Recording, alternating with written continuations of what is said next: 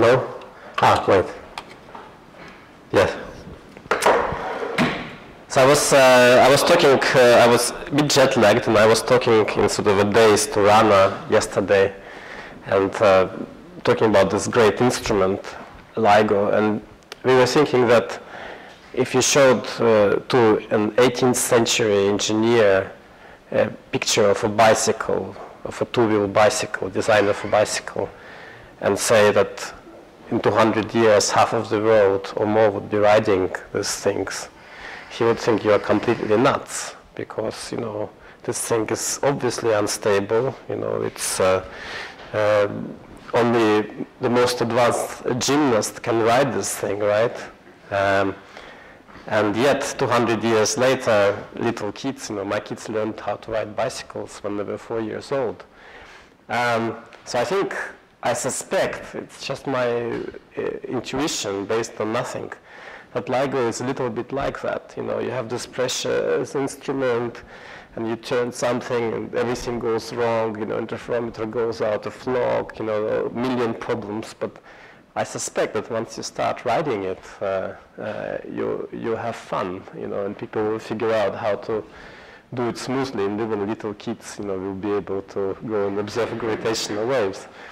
So, but in order for this to happen, you have to get a good understanding of this machine. You have to make good models which are very fast. Because when we ride bicycles, we have very good intuitive models for gravity and for how we should adjust. I mean, the reason why those guys would be wrong is because when you ride a bicycle, you can adjust, you know, riding helps, and you can adjust your point of support dynamically, and also once you ride fast, you can use the bicycle wheels as gyroscopes, and you can shift your center of gravity using the gyroscopes. It's great, you know, bicycles are great. So, but it's all possible because we have good software which can very quickly calculate things like this. So, I'm going to advocate for a certain computational approach to interferometers, how to calculate the response. And it's sort of, some of it is very concrete, and some of it is very vague and unfinished, and I hope that you will contribute to the discussion as I go along and help me, and maybe decide to pursue some of this, or to explain to me why it's not going to work. I also should say that after this inspiring introduction, it will be a rather boring and technical talk, so you have to all concentrate very hard, and if you don't understand some equations, you have to ask, okay? So stop me and ask. I'm going to talk about reciprocity relationship, which is a general relationship for linear systems. So I'm first of all going to start with an example of a creep noise, which is probably completely useless because probably doesn't actually exist in interferometer, at least I hope it doesn't. But it's interesting how you calculate this, and the reciprocity formalism comes very natural from this example, flows very natural from this example. Then I'll talk about thermal deformation of mirrors. So I have with colleagues an adequate, very fast way of computing these deformations, much faster than what I think is currently being used. And very similarly, in the same vein, I also explained that the same formalism allows you to calculate quadrupole moments of magnetars for arbitrary magnetic field configurations. So people spend a lot of effort trying to compute these things in axisymmetry, when you have axisymmetric magnetic field configurations. All of this is actually very easy. You know, you can, once you understand it's a perturbation of a linear system, it is straightforward. And then I'll have some general discussion of optomechanical displacements. Again, some of it will be quite concrete, and some of it will be a little bit vague. So I hope to get some of your help for the vague parts. So let's start with this nice example. You have, sorry, I'll be walking back and forth. You have this suspension system. You have a mirror here.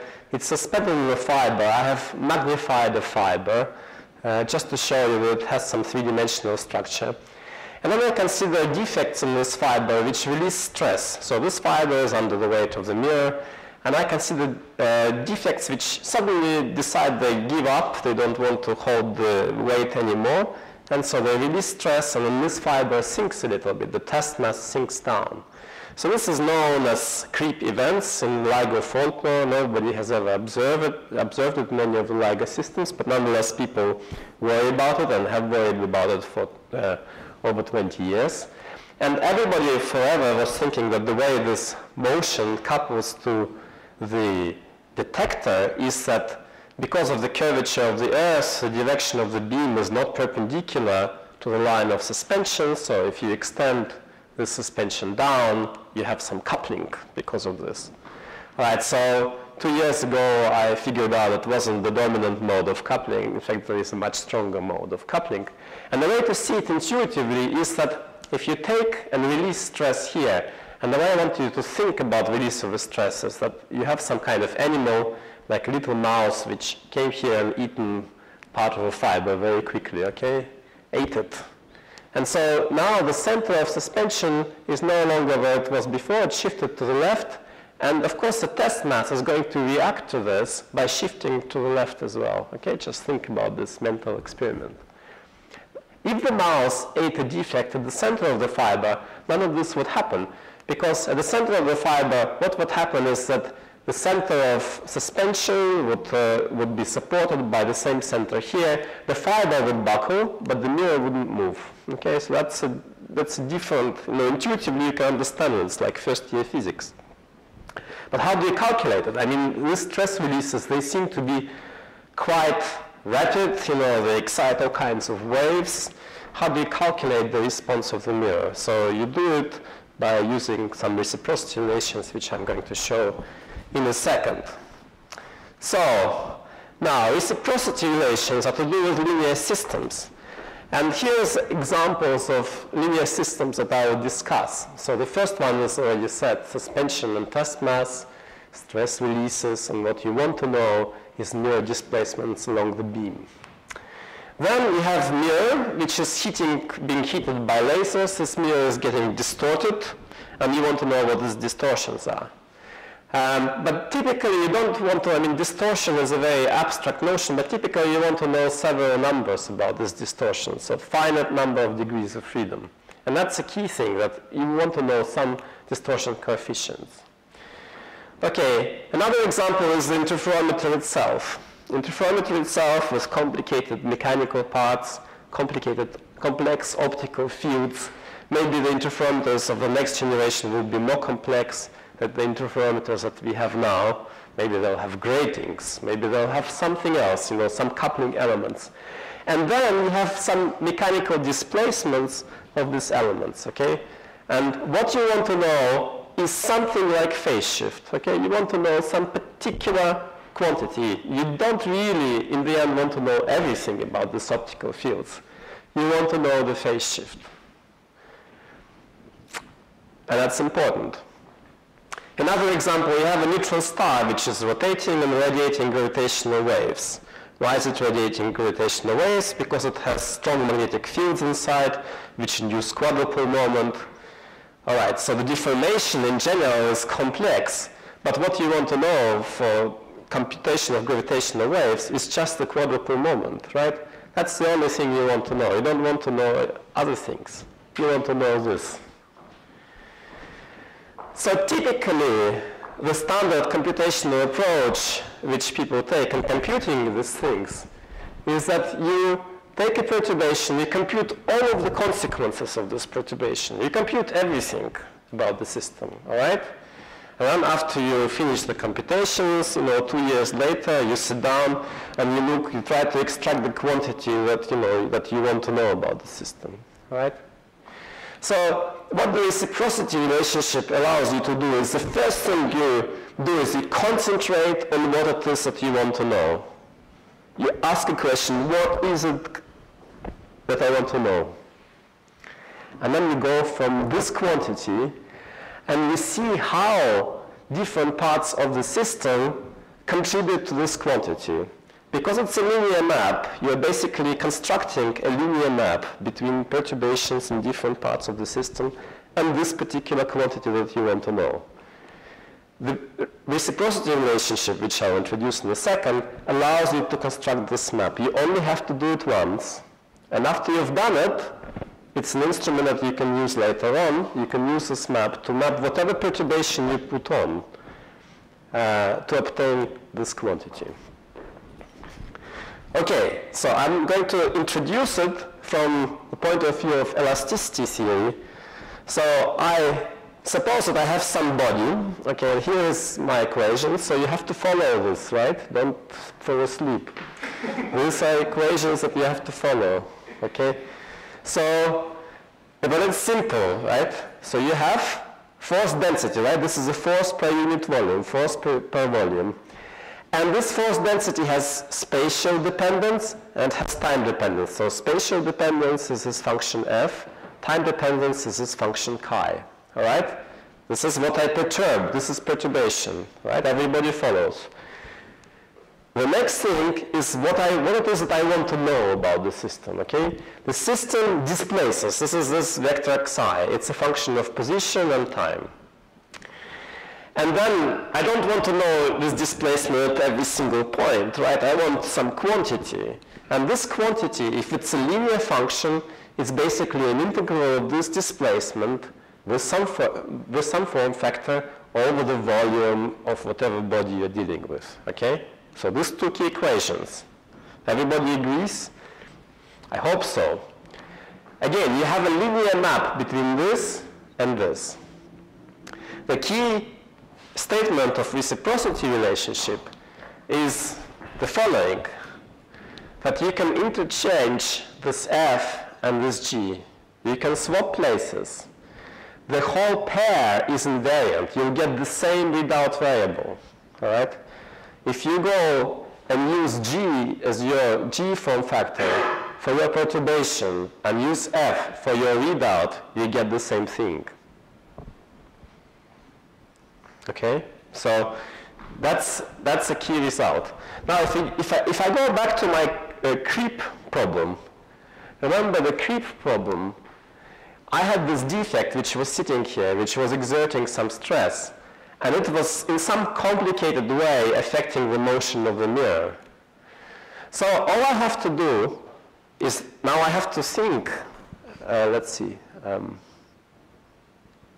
me go back to the, I have to think about the force which is conjugate to the displacement, okay? So instead of considering some complex forcing here and displacement here, I just push with my hand on this mirror and I see how this displaces, okay? And I calculate deformation at this point and multiply this deformation by a change of stress that occurred at this point. And this gives me the readout variable. It's a reciprocal problem.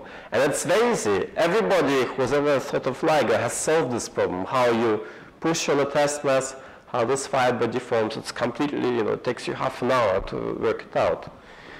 So it's a very easy problem, not so difficult problem. And when you work it out, well, I wrote some equations here. It doesn't matter.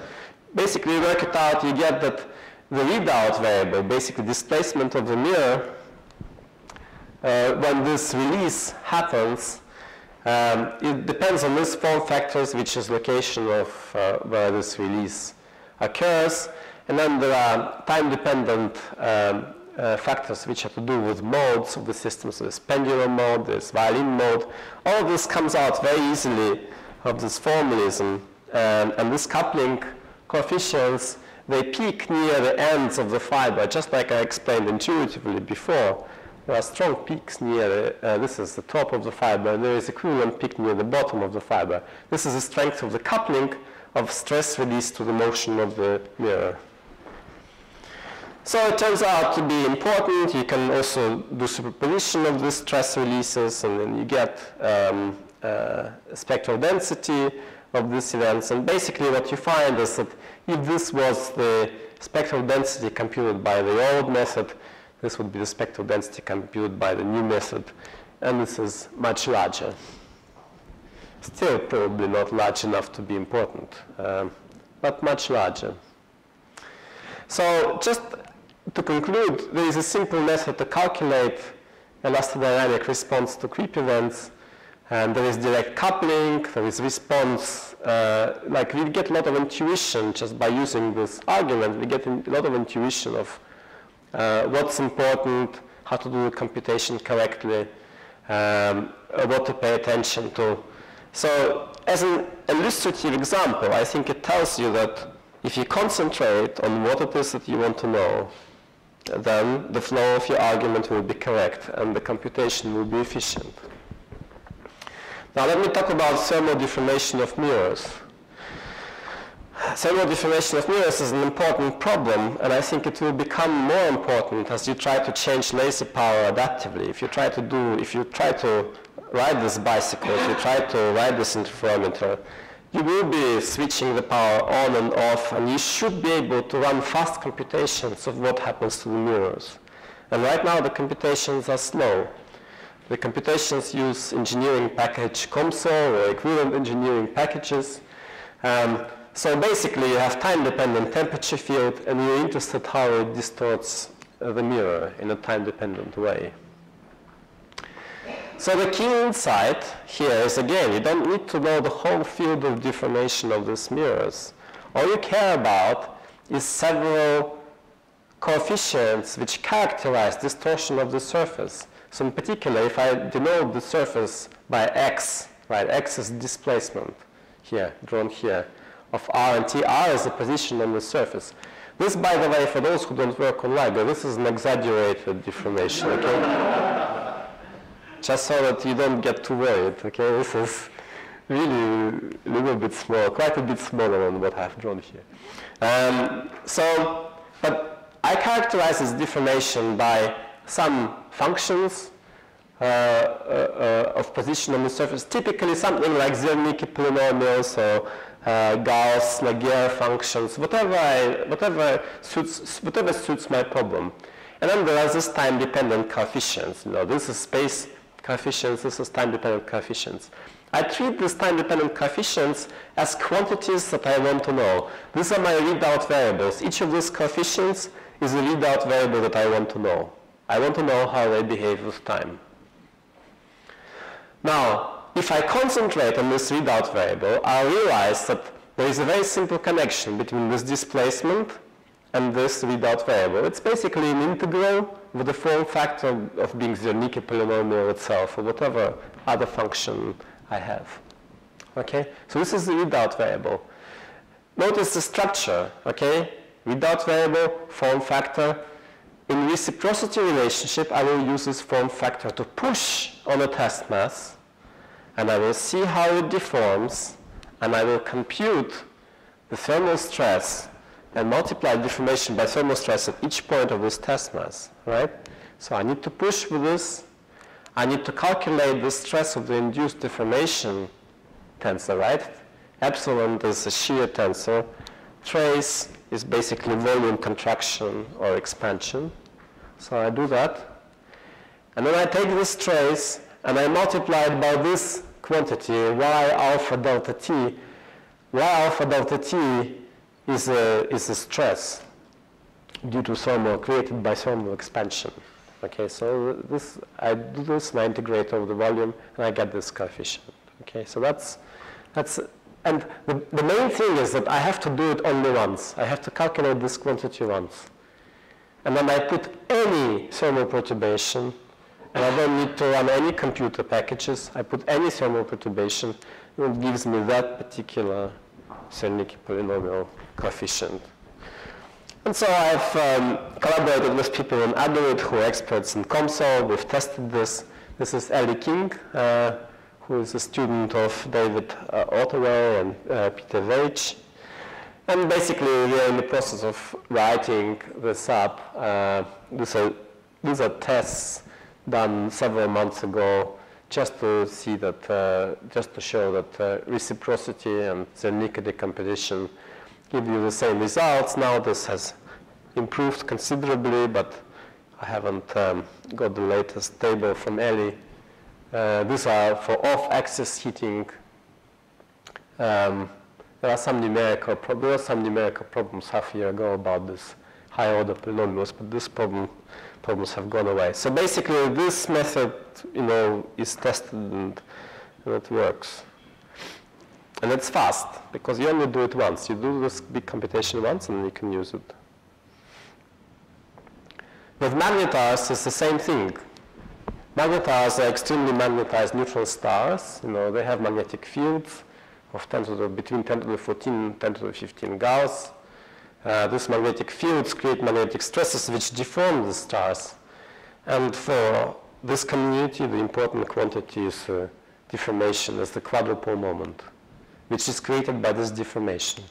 Now, if you look at the quadrupole moment, again, equations, but for gravitational wave, people shouldn't be too bad, right? Quadrupole moment, integral of rho times Ri, Rj.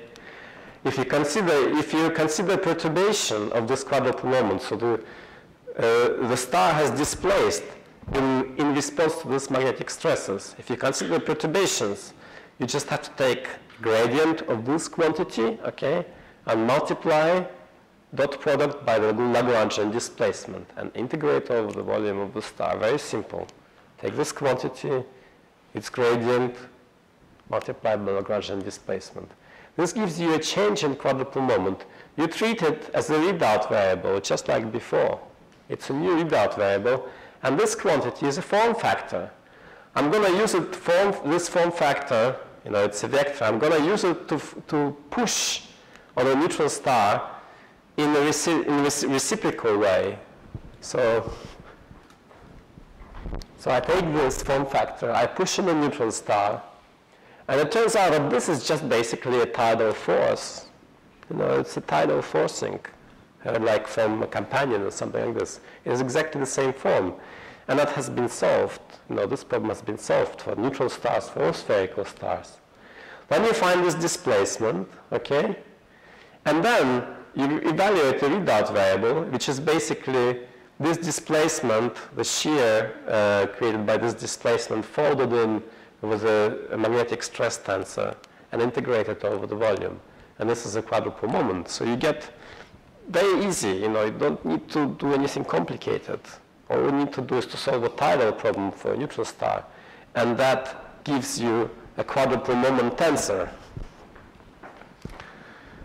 Okay, now optomechanics. How does this relationship work for optomechanics? Here I have some arbitrary resonator, arbitrary shape. I'm a very poor artist, so I just drew a rectangular shape. But it can be arbitrary. It can have gratings. It can have whatever you like. All right? And you have some mode, and this mode has certain frequency. And I'm asking a question. What happens? It has some dielectric surfaces, or maybe conducting surfaces. And I'm asking a simple question. What happens if these surfaces begin to move in some way? All right? This is like LIGO. This is what happens in LIGO. You have a resonator, you have mirror walls, these optical elements, they breathe, they move. What happens? How do you generally compute response of this mode? How does the frequency change? And it turns out it's a very simple insight of how this frequency changes. And it comes from adiabatic theorem. So suppose I gradually, slowly move the walls, okay, in some way. If I gradually and slowly do things, my mode is a harmonic oscillator. So in harmonic oscillator, the number of quanta is conserved. It's an adiabatic invariant. Can you see, Joe? You sort of, yeah. It's an adiabatic invariant, right? That means that delta omega over omega is the same as delta E divided by E. The energy of the mode, change in relative energy of the mode is the same as change in relative angular frequency of the mode. What's delta E? Delta E is the work that I have to do in order to move these dielectric surfaces. All that work goes into the energy of the mode. The energy is conserved, okay? So by using this mental experiment, you immediately understand that this work, right, what is this work? This work is this displacement, okay, multiplied by the optical pressure on the interfaces, okay, and integrated over the surfaces. So this gives me immediately the frequency shifts of this mode inside the resonator. So this can be useful, right? For example, with Daniel Heinert, we looked at his calculation of a grating thermal noise, and we found some correction. It turned out to be a relatively modest correction, but still could be worse, could be. So anyway, it's an easy and useful prescription, I think. So this is fine, and now my final slide, I think, is for optomechanics with interfaces where you don't have just a resonator, but you have light which comes out. So it has some carrier light, and it has some perturbation of this carrier light which comes out. And the perturbation is due to the movement of these walls. So it's LIGO motivated. But it's a more general situation than just a confined resonator. Okay, so what happens at that time?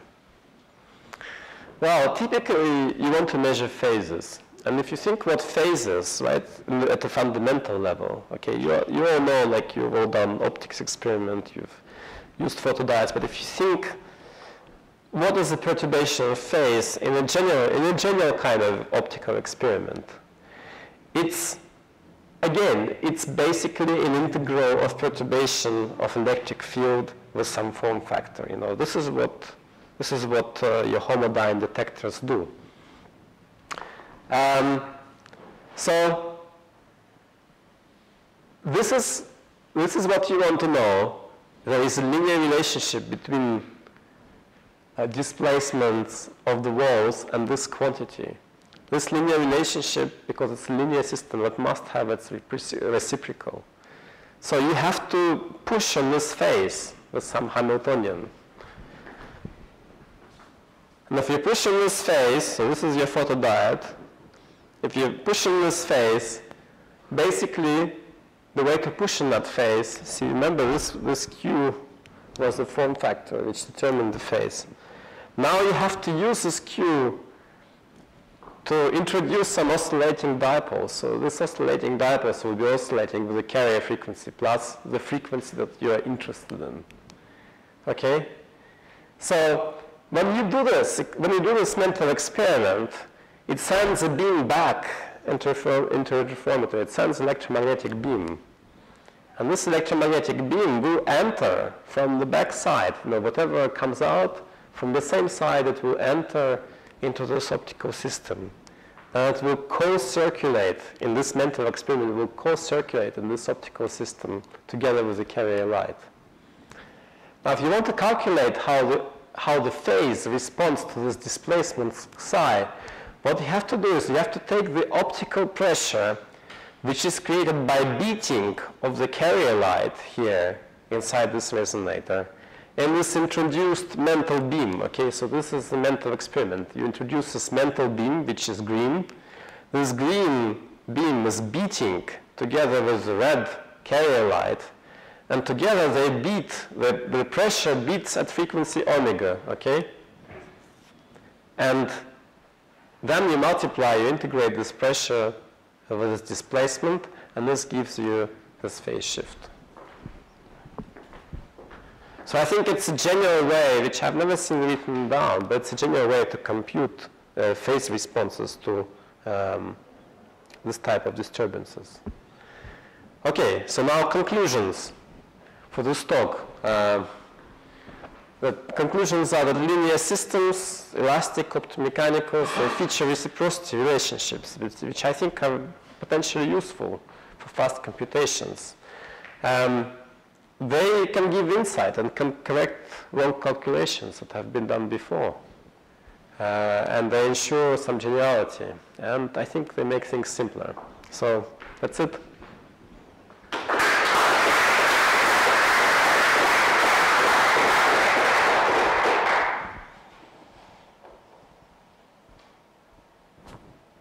You mentioned optical systems as a good thing to calculate with this reciprocity relation, but there are certain optical elements that don't obey reciprocity, like Faraday isolators. So, what do you think? What are Faraday isolators? What is a Faraday isolator?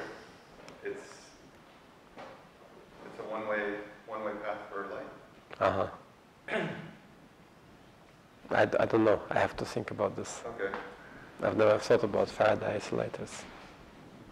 But I guess a follow-up question is,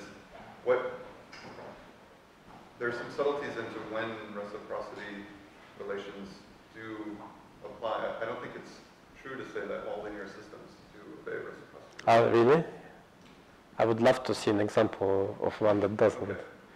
But I think all Hamiltonian ones have to. Well, because okay, so in the case of a Faraday isolator, it relies on the fact that there's also a magnetic field present. uh-huh. And so, unless you also reverse basically the time direction, Uh-huh. you get non-reciprocal relations. Okay, well, let's talk about this. So do you have an example of a reciprocity relation between future and past? Just method, right?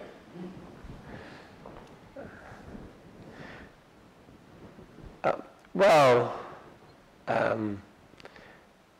in a sense, like for example, if I have a magnetar and I have a star quake in the magnetar and some Alpha-Wayne wave comes out, and I want to know what is the amplitude of this Alpha-Wayne wave, I can calculate this amplitude by launching this Alpha-Wayne wave back into the crust and seeing how it deforms it and finding the deformation at the point where I want to launch it.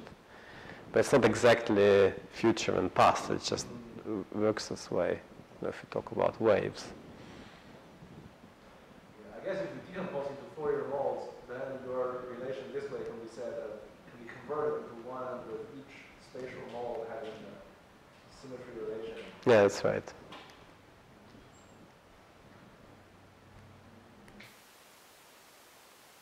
Any other questions?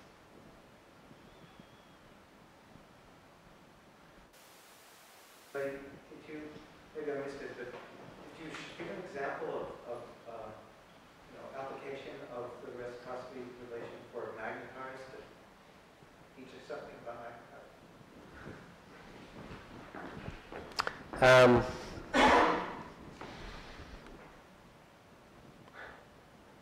This one? Yeah, what can you do with this that hasn't been done before? Well, it's not very important actually, because who cares about quadrupole moments of magnetars? It's something that people have spent a lot of time computing for reasons which are a little bit obscure to me. If they think what is like if magnetars are born in some rapid rotation, they may radiate gravitational waves. There's also some recent paper about precession of magnetars, okay? So you have a magnetar which is supposedly precessing freely, and then you ask, well, hang on, how is it possible that this cosmic beast is freely precessing? Because, as you know, if you take any cosmic body, the angular velocity vector will always align with the principal axis of inertia, because this is the minimum energy configuration. So what in the world could possibly excite free precession of a cosmic body with large amplitude? And one possibility is that if a magnetic field suddenly changes configuration inside the magnetar, that will shift the moments of inertia, right? Will shift the principal axis, and this will excite precession. So if you want to calculate things like this, that's the way to go. But, you don't learn anything profound. No, it's just a computation. Well, I'm hoping, there are these relativistic instabilities that will lead to sustained radiation. Uh-huh. But this is so linear that I don't know how you would get that. If they're nonlinear, I guess instabilities. Yeah, no, this is not an instability. This is just this is a linear response, right? You have this neutral star, you have some arbitrary shaped magnetic field. This tells you how, in perturbation theory, to calculate its quadrupole moment. It's very simple. You don't really need it.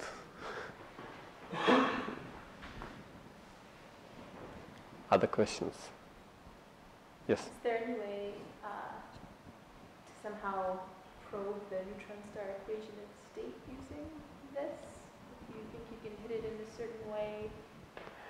I mean, certainly you can probe seismically neutron star interiors. So magnetars have flares, and flares most likely disturb severely the neutron star, the magnetar itself. So the general seismology of magnetars is very important. This formalism is not, it was just, it's not no direct relevance of this particular thing to magnetar interiors. But in general, magnetars are great. It's completely different talk, the interiors of magnetars.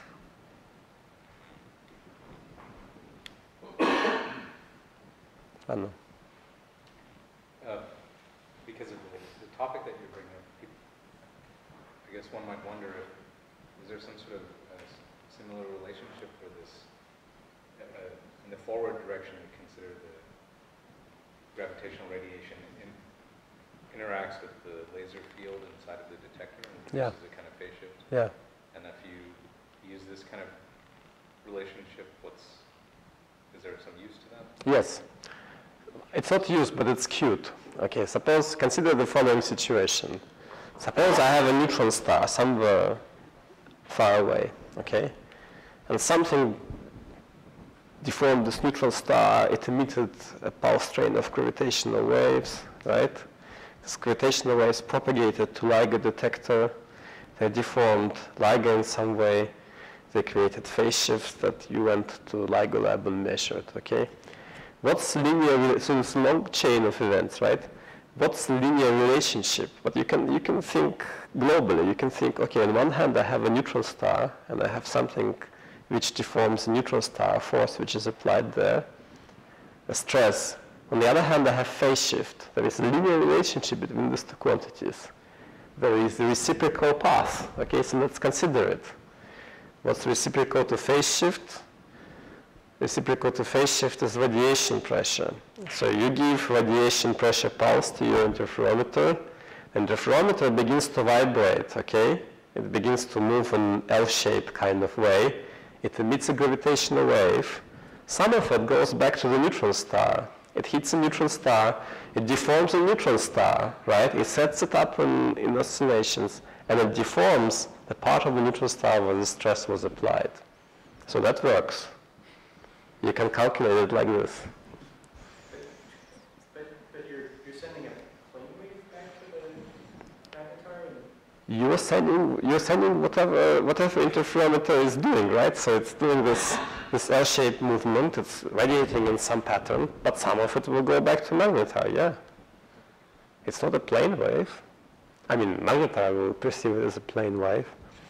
Right. We perceive it as a plane wave because we don't have detectors that are, vast and can detect that these wavefronts are occurred.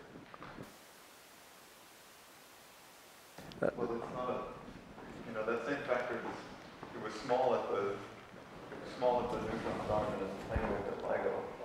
Reverse that, it starts off small at LIGO and becomes a plane wave. Okay, but so what exactly, what do you learn about the neutron star? It's not for the neutron star, but there's this paper that Bill Peltier and others wrote about how to maximize the cross-section, the absorption cross-section by modifying your detector. And the thing that they're lamenting is that very little of the energy gets deposited in the detectors. We have a poorly impedance matched detector. If you use this, if your FM radio is this bad, you would never be able to listen to anything outside of KPCC. So I wonder if we can use this reverse relationship to design a vastly better detector. Well, people do similar things to try to design the optimum pulse to travel through some sort of medium, transport the same pulse between the transmitter and the receiver in the same medium, and let it go through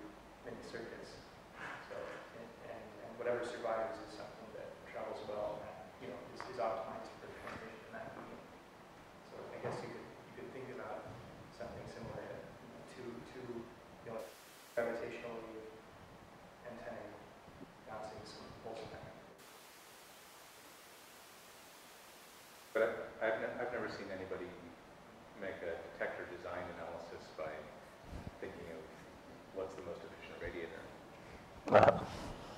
Instead, it's something more practical question or something. But maybe that's a way to finally shake off the chains of this. Okay. Maybe.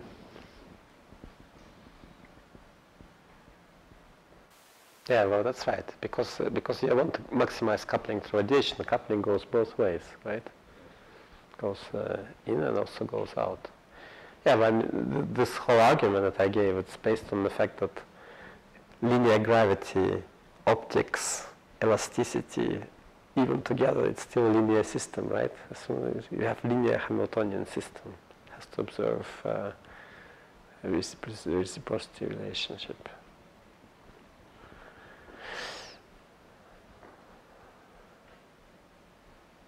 I mean, in some cases the results are trivial, but in some cases you get some new insights.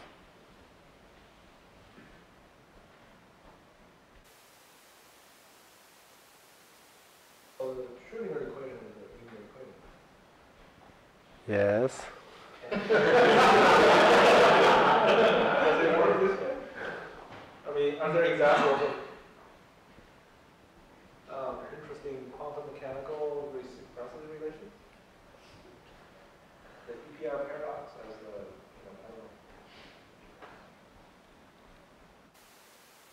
I don't know. What's see, I mean, this is very much based on Hamiltonian formalism, that you have displacements, you have forces, and they're conjugates of each other. I don't know what it would be in quantum mechanics. In quantum mechanics, even though the wave functions satisfy linear equations, the operators don't satisfy. Yeah, the operators are different. So, but on the other hand, on the level of the wave function,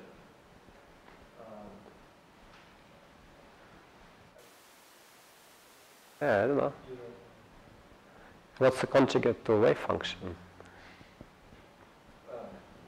Well, if you have an electromagnetic field, then the current. Yeah, sure. Well, that was actually the example. That is the example that I gave, right? You know, I measure phase shift, which is form factor of electromagnetic field.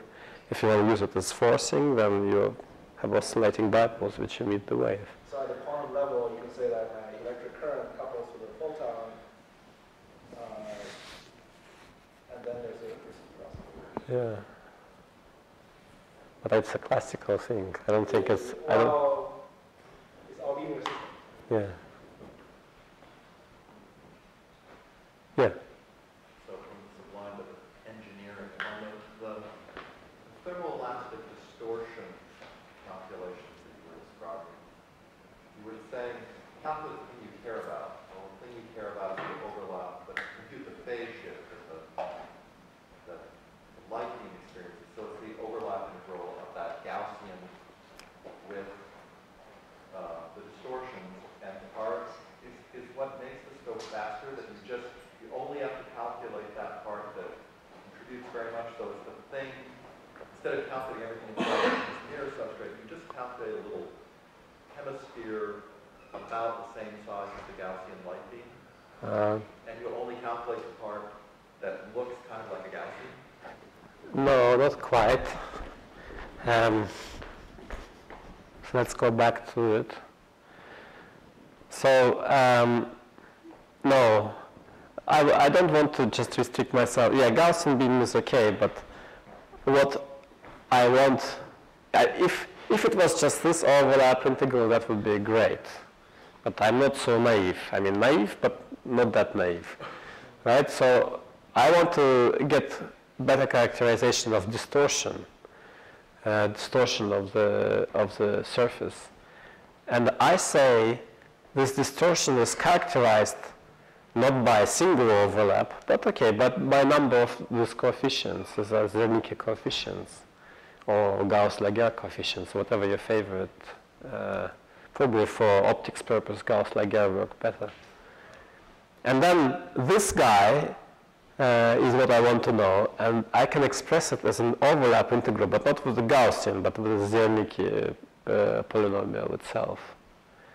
Okay, but after that, you're right. I'm just using the fact that I'm interested in this overlap integral, and then I can use the Zernike coefficient as a pressure field on the face of the mirror, which will create some deformation. And yeah, have I answered Well, you? I'm not sure, but it seemed like the only parts of these distortions that show up are the ones that couple to the optical nuclear, and that's a highly Gaussian shape. So all these other higher order distortions would get filtered out there. We've just heard the whole talk of how to calculate optical response, right? I mean, previous talk, right? Before mine. How to calculate optical response to the distortions of these mirrors. And from memory, there were, what, 1,000 modes, 1,000 optical modes that you wanted to know the effects of this on, right? So it's a complex... Right, but the output mode cleaner doesn't have those thousands of modes. It's highly Gaussian mode. Well, I think this is more like if you're talking about that thermal compensation stuff. If you wanted to shape the face of the mirror with that and heating and stuff, Okay. you would force it in reverse and back after it.